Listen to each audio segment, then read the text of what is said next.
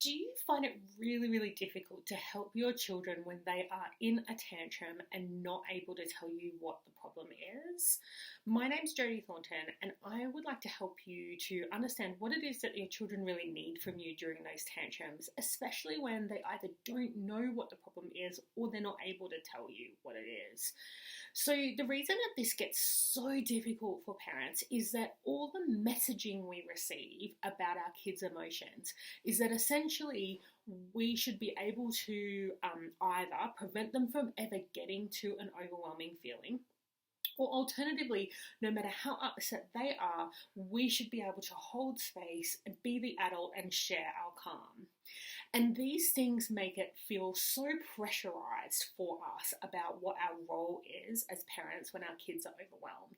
And it also really draws down on some of our own feelings about being overwhelmed. So for many of us, we remember not feeling looked after or connected with when we had big feelings. Some of us got messages that big feelings are not okay to share. Some of us got messages that big feelings must be handled urgently, and so many more types of messages that we might receive. The interesting thing about all of this advice about tantrums is that it doesn't actually look at what is really going on during a tantrum. So when we think about our tantrums, essentially what has happened is that we've had one or more feelings that we don't know how to handle. And once we hit that point of overwhelm, we end up in a tantrum. And so for adults, it can look a little bit different to children, but it's essentially the same process of feeling overwhelmed. And so then when we look at what's going on for our children, in that moment where we're wanting them to tell us what's going on so that we can solve the problem and then everybody can relax, we are kind of feeling very anxious that it's our job to solve it, or it's our job to tell them to be quiet, or sorry, not be quiet, but to cope with their feelings better, or that we're only doing a good enough job about helping them to hold space and share our calm if they then calm down.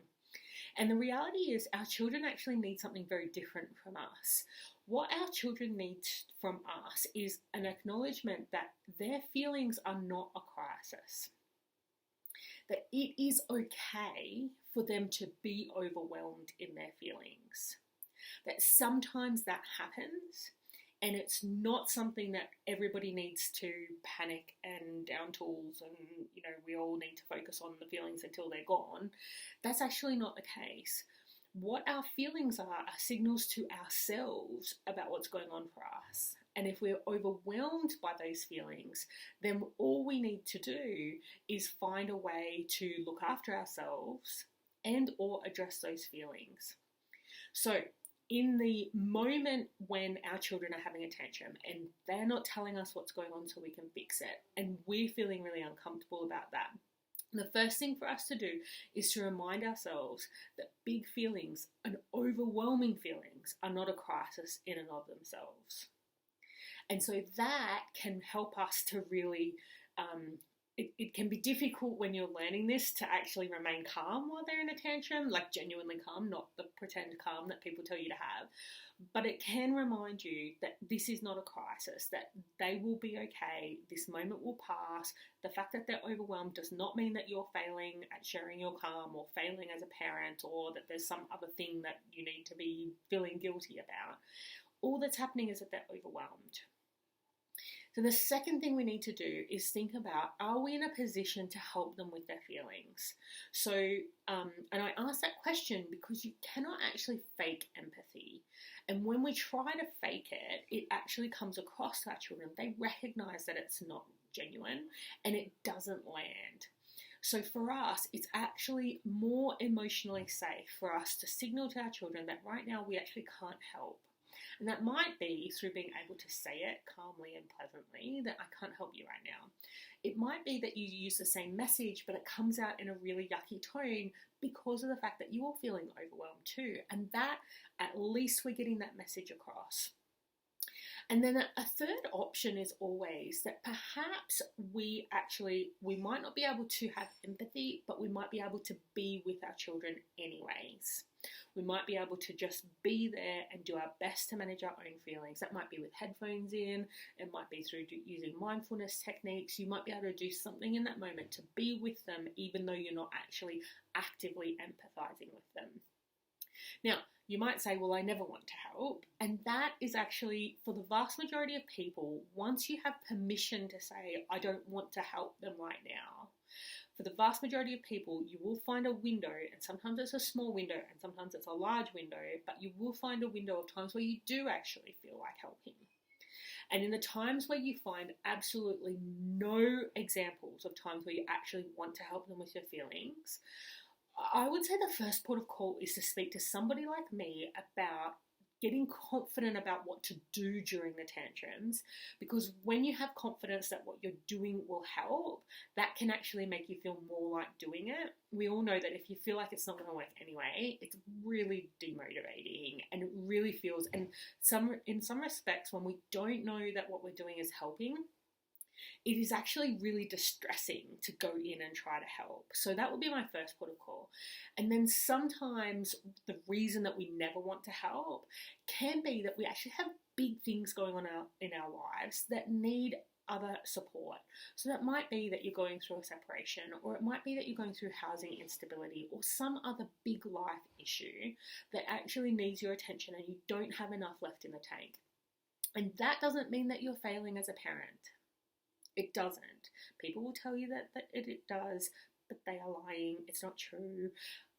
Really, all it means is that it's time to bring in the village. And if you don't have one, look around. And I know that for some people, there just isn't a village around you. But for most of us, there is a village around us that are just not aware that perhaps offering would be helpful. And they may also not be aware of the stress you're under. And so for most of us, when we look around and actually ask for support, the support can be given.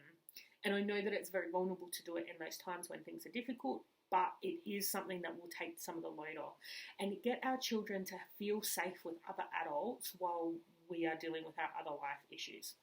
And the final thing is that sometimes it's our own emotional capacity. And again, getting support from somebody. So I'm not a therapist. I can help you with your parenting communication. I can often help with some of the baggage we have around parenting in a number of different ways, but I'm not a psychologist. I'm not going to be healing your old wounds. And so then in that case, working with a therapist and also bringing in that village at the same time will create that space for you. But I find that the vast majority of people that come to see me, once they have permission to say no, then saying yes becomes easier. And then secondly, once they know what to do and they know what's helping, there are times, so it doesn't mean 90% of the time, but we get more and more time, and that builds over time to how often they're able to help their kids in tantrums. And then the final thing to do when our kids are not telling us what's going on is to acknowledge that we can always talk about it after the fact. So if you've made sure that they're safe and you've made sure that their things are safe and they have a tantrum, and whether you're able to help them or you're not, when it's over is a fantastic time. Like when you're fully calm and they're fully calm, just going back and saying, so that was really hard. Do you know what happened? And that can be really helpful for the times where they just didn't know what was going on for them at the time. It gets them more and more practice about recognizing what was the issue. And the second thing is it can be easier for them to tell you things that are more vulnerable. Sometimes for very, very young children, there are things that they're feeling worried about saying out loud. They might think that it makes them a bad person, or they might be worried about what kind of reaction we're going to have.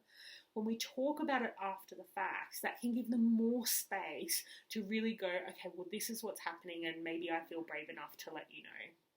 So those are my tips for the times when we really want to fix the problem. And I think the resounding message I'd say is that ultimately, we are told that if our children are not perfectly calm and perfectly happy, we are doing something wrong. And that is just not the case. There are things we can do to help, but the instance of tantrums is not some kind of KPI for you. So that would be the main thing I'd take away from that. For some of us, it can actually be very, very difficult for somebody that we're close to have a problem that we're not fixing. And that can be because of the wiring that we've grown up with in our own families, that it's actually physically uncomfortable for us to leave, particularly a loved one, but for some of us, anybody, leave them in a problem. And so then we get that more anxious approach, that more I just need to help, or else, you need to tell me what's going on, or else I can't fix it.